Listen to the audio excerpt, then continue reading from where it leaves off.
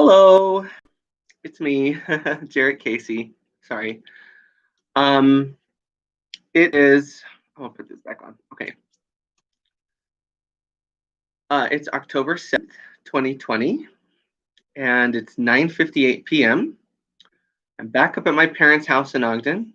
I went down to work this morning, and then, um, well, sorry, I went down last night, and then stayed at my apartment in Midvale. Went to work and came back up tonight to go to a real estate thing with my friend Patricia.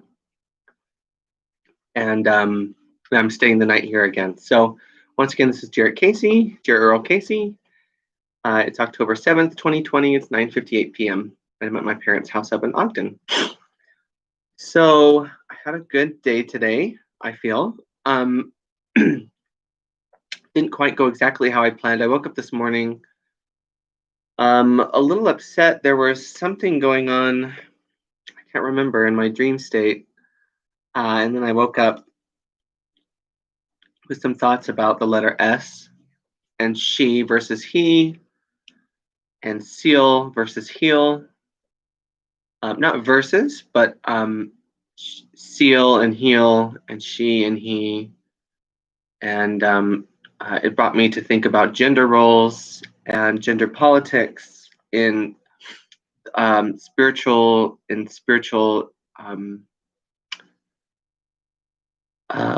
spiritually awakening in our spiritual existence, and some of the gender politics that go into that as well. And anyways, if it rubbed people wrong almost pretty much immediately. It got them upset, and so I was like, okay, I'm sorry, I just woke up like this. It was just on my mind as I was sleeping. So I'm not like trying to upset anyone. I just, my mind sometimes explores these things. So more and more I'm being reminded of something I wrote down not many years ago, but several years ago after taking a nap. I woke up and then it just flowed to me and I just immediately wrote it down. And I'm discovering that there are a lot of that our language, our English language, and also just the way we approach and speak on spirituality and spiritual concepts is very much something that I think my path is very involved in, or maybe enmeshed in. And so as I awaken, I'm kind of experiencing that. And so I'm going to read to you what I had written.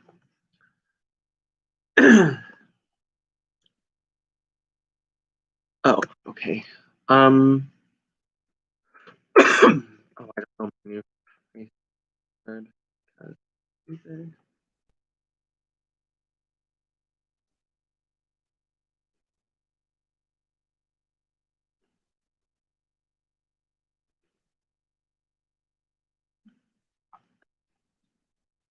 Sorry. I did just change my password and I already can't remember it. And that's because I was having weird. Anyways, so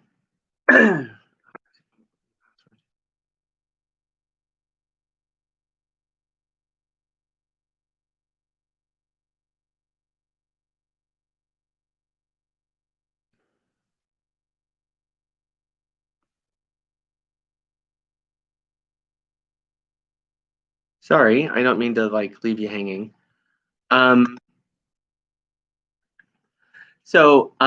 Anyways, while I'm looking this up, I'm going to go ahead and speak on some other things. So, I was going to watch the presidential. I was going to go to work, come up, and go to this real estate thing with Patricia. We grew up together. Her twin brother Jesse was my brother's best friend growing up, and he went missing last year, and he was never found. Jesse struggled with PTSD. He was a Marine, and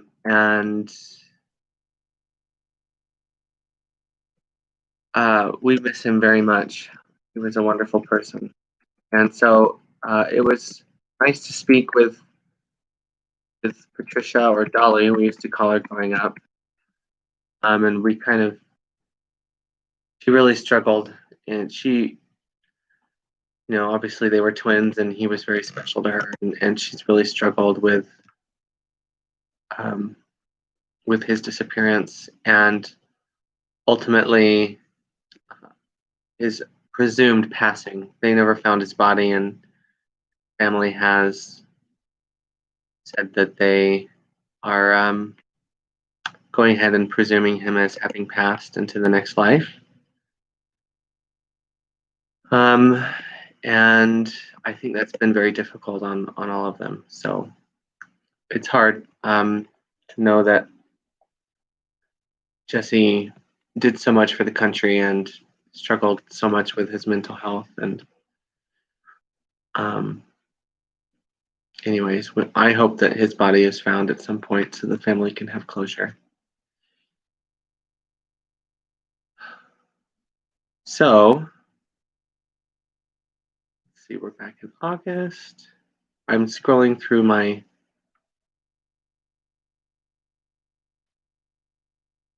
Facebook right now.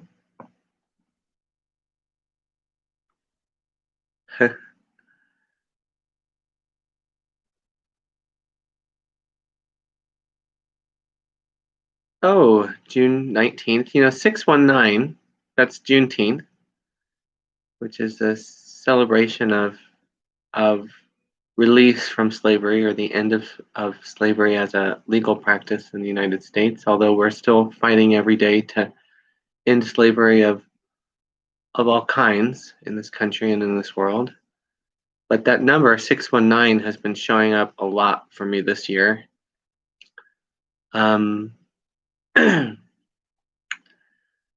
And so I just scrolled past my Juneteenth post. Sorry, I normally don't do this.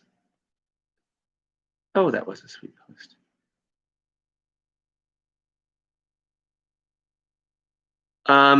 Okay, so here it is. And this would have been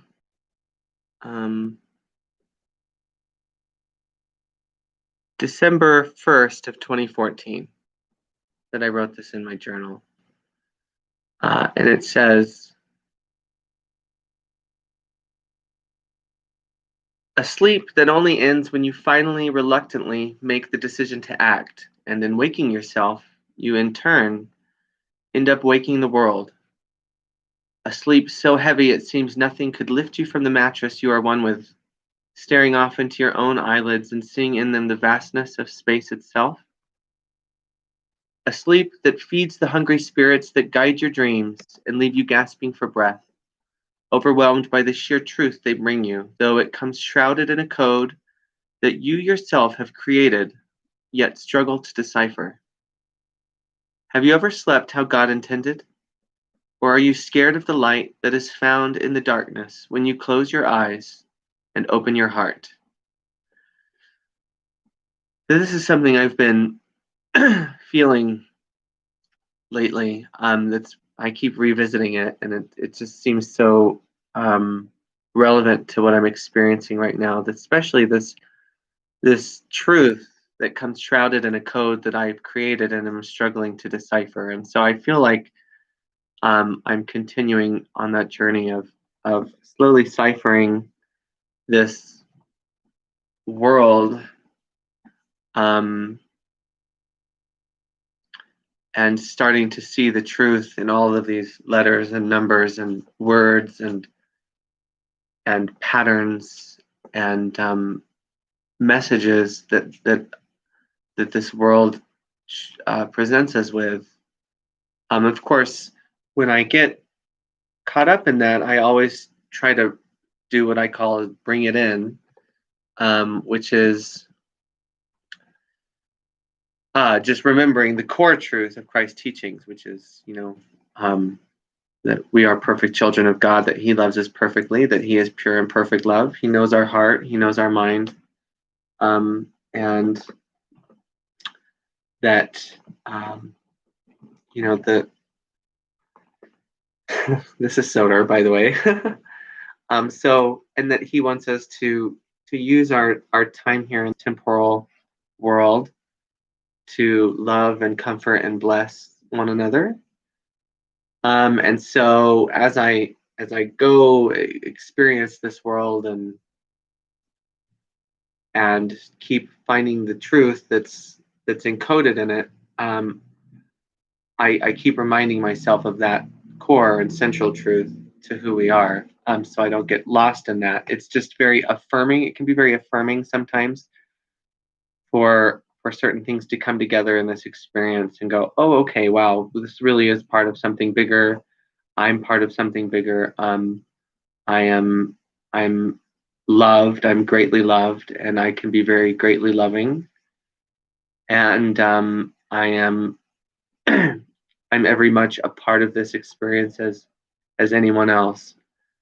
So that can be very comforting, and it can, because there's some crazy there's some crazy coincidences or just things that I'm discovering. I'm like, oh my gosh, this is insane. This cat.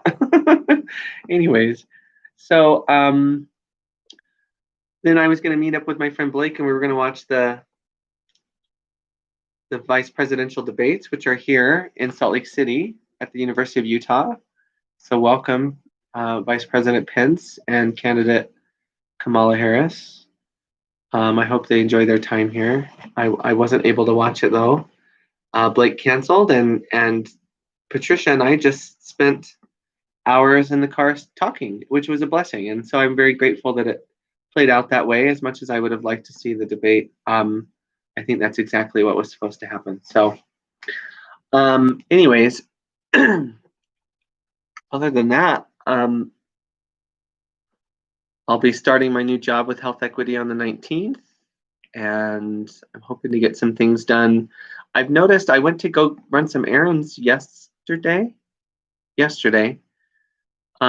going to have my bicycle tuned up because I want to ride my bike until it snows. And I had lost my wallet with my Gold Star ID.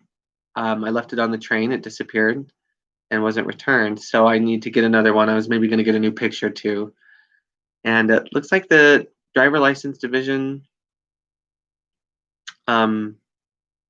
is only accepting appointments now, which I had no idea about. It was very frustrating.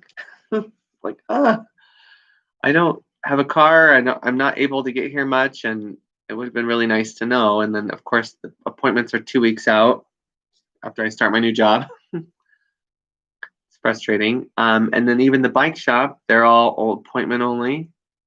I'm just used to being able to take it in and they'll fix it and maybe take an hour or two or just do it right there. And they're like, no, we can't get you in for a week. Or like, what is going on? I hate COVID. It's the worst. So I wasn't able to get any of it done. I did end up dropping the bike off at a different place. I'll pick it up on Saturday, but I don't know when I'm going to be able to get my driver's license. I have one here. It just isn't the one that's approved for travel now. And my passport disappeared in March from my apartment when I was at the University of Utah Hospital. So I'm going to have to order a new one of those too. But anyways, blah, blah, blah. Who cares? Not who cares, but I know that that's not really central to what we're talking about right now. So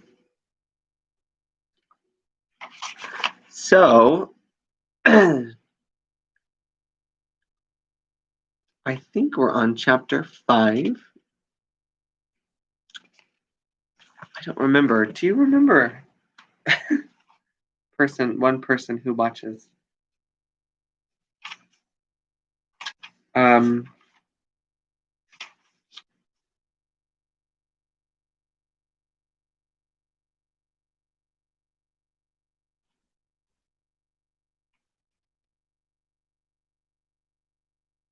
Atonement without sacrifice. I remember reading that.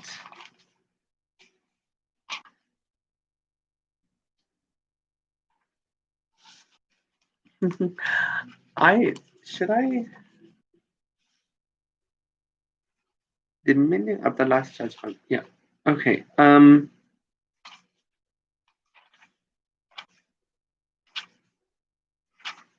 Creating versus the self-image. Sorry, guys. I should have it together. I know that at my apartment.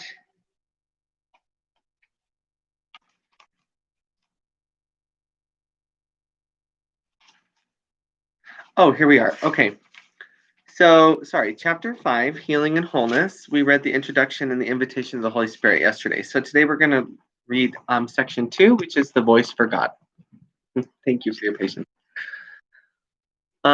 Healing is not creating, it is reparation. The Holy Spirit promotes healing by looking beyond it to what the children of God were before healing was needed, and will be when they have been healed. This alteration of the time sequence should be quite familiar, because it is very similar to the shift in perception of time that the miracle introduces.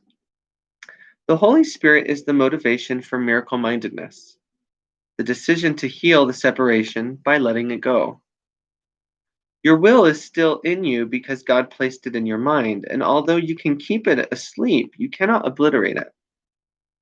God Himself keeps your will alive by transmitting it from His mind to yours as long as there is time.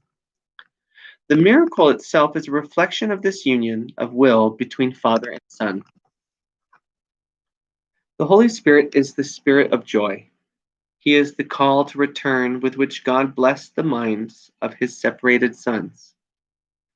This is the vocation of the mind.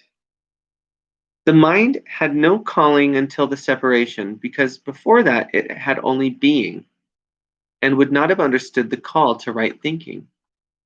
The Holy Spirit is God's answer to the separation, the means by which the atonement heals until the whole mind returns to creating.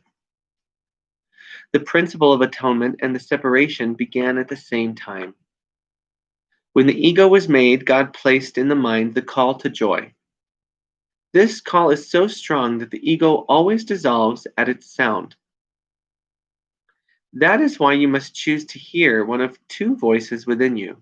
One you made yourself, and that one is not of God, but the other is given you by God, who asks you only listen to it. The Holy Spirit is in you in a very literal sense. His is the voice that calls you back to where you were before and will be again. It is possible even in this world to hear only that voice and no other. It takes effort and great willingness to learn. It is the final lesson that I learned, and God's sons are as equal as learners as they are sons. You are the kingdom of heaven, but you have let the belief in darkness enter your mind, and so you need a new light. The Holy Spirit is the radiance that you must let banish the idea of darkness. His is the glory before which dissociation falls away, and the kingdom of heaven breaks through into its own. Before the separation, you did not need guidance. You knew as you will know again, but as you do not know now. God does not guide because He can share only perfect knowledge. Guidance is evaluative because it implies there is a right way and also a wrong way, one to be chosen and the other to be avoided. By choosing one, you give up the other. The choice for the Holy Spirit is the choice for God. God is not in you in a literal sense, you are part of Him. When you chose to leave Him, He gave you a voice to speak for Him because He could no longer share His knowledge with you without hindrance. Direct communication was broken because you had made another voice. The Holy Spirit calls you both to remember and to forget. You have chosen to be in a state of opposition in which opposites are possible. As a result, there are choices you must make. In the holy state, the will is free, so that its creative power is unlimited and choice is meaningless. Freedom to choose is the same power as freedom to create, but its application is different. Choosing depends on a split mind. The Holy Spirit is one way of choosing. God did not leave His children comfortless, even though they chose to leave Him. The voice they put in their minds was not the voice for his will, for which the Holy Spirit speaks. The voice of the Holy Spirit does not command, because it is incapable of arrogance. It does not demand, because it does not seek control. It does not overcome, because it does not attack. It merely reminds. It is compelling only because of what it reminds you of. It brings to your mind the other way, remaining quiet even in the midst of the turmoil you may make.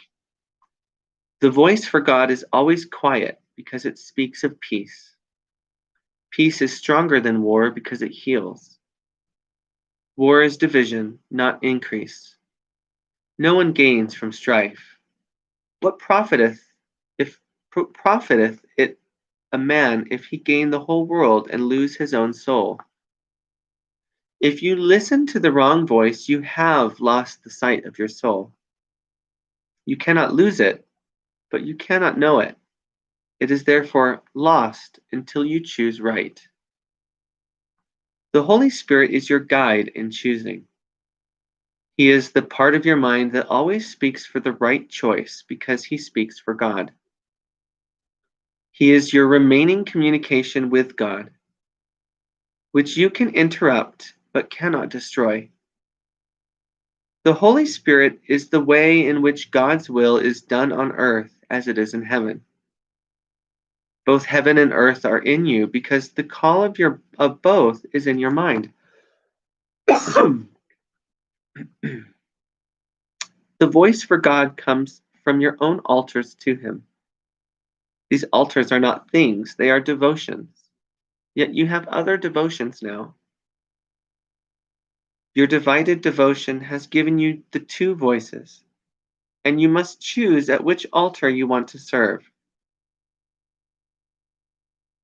The call you answer now is an evaluation because it is a decision. The decision is very simple. It is made on the basis of which call is worth more to you. My mind will always be like yours because we were created as equals. It was only my decision that gave me all power in heaven and earth. My only gift to you is to help you make the same decision. This decision is the choice to share it, because the decision itself is the decision to share. It is made by giving, and is therefore the one choice that resembles true creation. I am your model for decision. By deciding for God, I showed you that this decision can be made, and that you can make it. I have assured you that the mind that decided for me is also in you, and that you can let it change you just as it changed me. This mind is unequivocal because it hears only one voice and answers in only one way. You are the light of the world with me. Rest does not come from sleeping, but from waking. The Holy Spirit is the call to awaken and be glad. The world is very tired because it is the idea of weariness. Our task is the joyous one of waking it to the call for God. Everyone will answer the call of the Holy Spirit, or the sonship cannot be as one. What better vocation could there be for any part of the kingdom than to restore it to the perfect integration that can make it whole? Hear only this through the Holy Spirit within you, and teach your brothers to listen as I am teaching you. When you are tempted by the wrong voice, call on me to remind you how to heal by sharing my decision and making it stronger. As we share this goal, we increase its power to attract the whole sonship and to bring it back into the oneness in which it was created. Remember that yoke means joined together, and burden means message. Let us restate, my yoke is easy and my burden light in this way. Let us join together, for my message is light. I have enjoined you to behave as I behave, but we must respond to the same mind to do this. This mind is the Holy Spirit, whose will is for God always. He teaches you how to keep me as the model for your thought and to behave like me as a result. The power of our joint motivation is beyond belief, but not beyond accomplishment. What can we accomplish together has no limits, because the call for God is the call to the unlimited. Child of God, my message is for you to hear and give away as you answer the Holy Spirit within you. Wow. What a powerful section. I love that. My yoke is easy and my burden light. Being restated as, let us join together, for my message is light.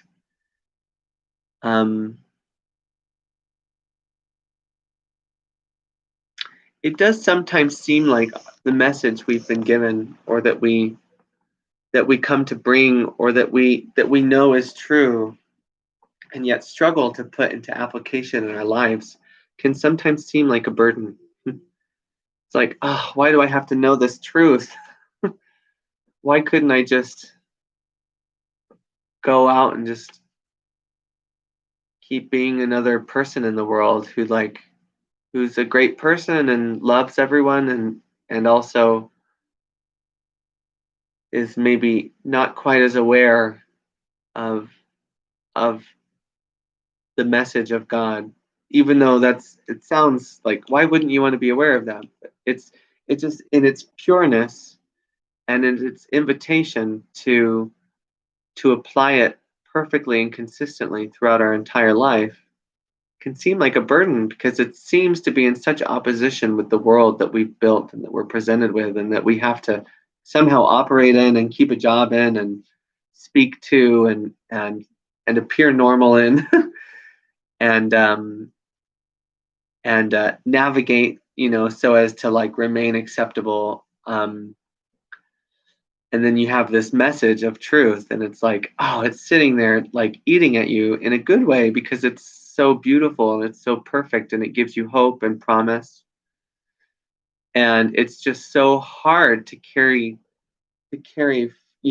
forward in everywhere you go and everyone you meet, because they're just not quite receptive to it. They reject it so easily, so offhandedly, as just stupid or unrealistic, or just not the way the world is. And it makes that beautiful, perfect message seem kind of like a burden.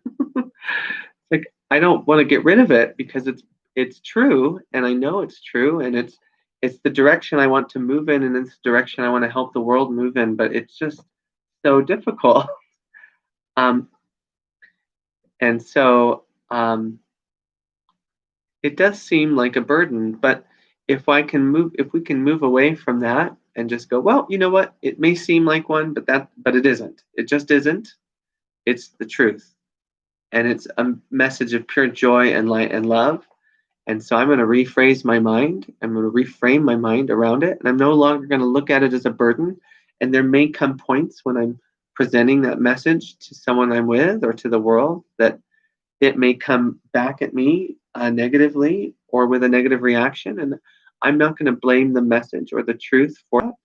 I'm not going to see it as a burden. I'm going to see it as an opportunity to practice calm and peace and forgiveness.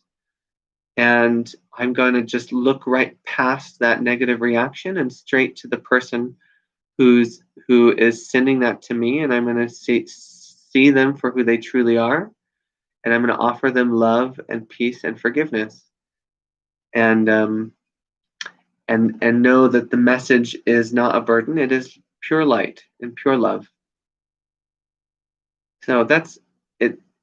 It's easy for me to say here, speaking to this laptop, and it's something else entirely when it seems to happen in real life. But I know that it's a blessing to be here, and it's a blessing to know these truths, and it's a blessing to share them with the world, and it's a blessing to try and take those opportunities and get better and better at responding to them lovingly. and to even offer myself forgiveness when I forget or neglect to do so, which happens a bit. And I struggle with that.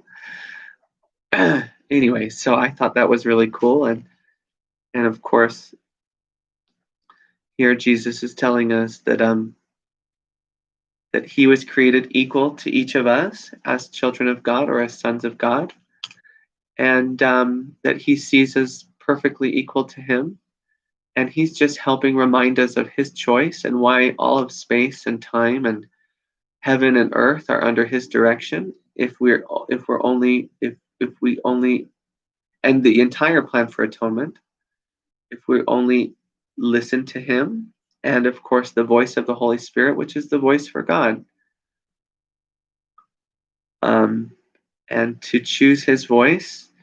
And for me, I and he doesn't tell us this here, but my ego voice, right? We each have one within us. I don't see my ego voice as ever dying or going away, but instead coming into alignment with the voice for God and creating a harmonious voice, a harmonious sound, a song kind of in concert or in symphony with the voice for God, and that I might add my voice to his. Um, and and that's what I hope to do. So I hope to hear the voice for God. I hope to know when he's speaking to me, and I also hope never to quiet. I mean, I shall probably find quiet in my path here, but to never be silenced, but rather to add my voice to his and to speak in harmony and in conjunction with him, to hear him and then to share what I'm hearing with the world and to allow his message to flow through me.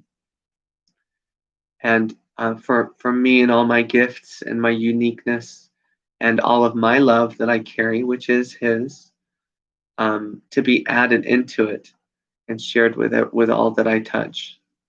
So that's how I choose to hear this message from Jesus.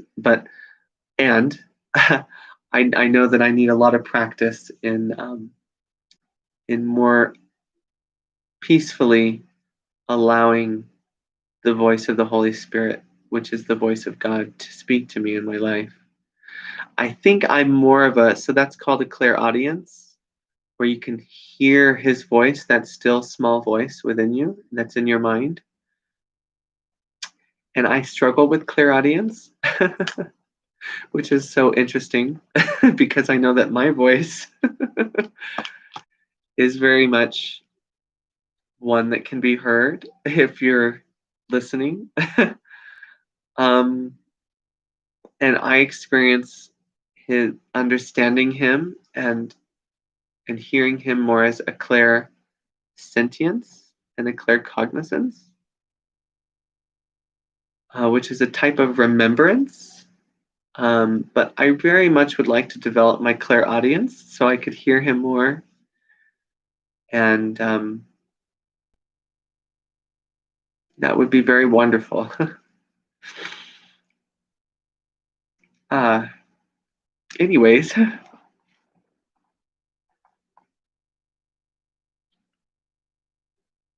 I like here when Jesus reminds us the voice of the Holy Spirit does not command because it is incapable of arrogance. It does not demand because it does not seek control. It does not overcome because it does not attack. It merely reminds. It simply is. It's just like God simply is.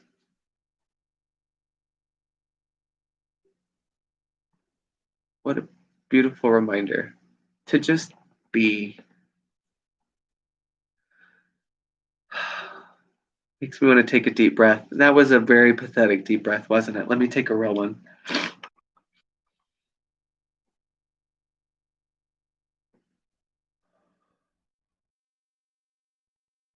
I forget to take deep breaths anymore. Today at the real estate meeting, Patricia, or I always want to call her Dolly, but she was like, "Are you okay? You seem really tense. You should take some deep breaths." And I'm like, "Oh, you're right." Always forget forget to breathe. I have these lungs. I have these amazing lungs, and I forget to breathe all the time.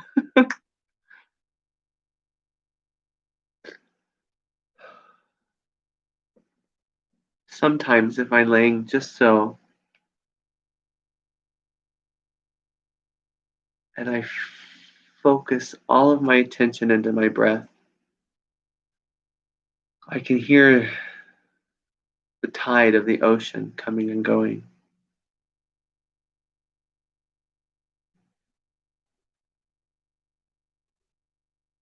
It makes me feel like I am the ocean and I am the sand and I am the waves.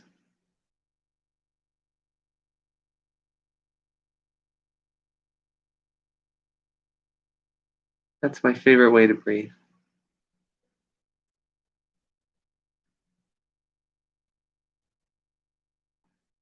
Anyways, that's what we have today. Tomorrow is section 3, the guide to salvation. Sounds fun. So I'd put a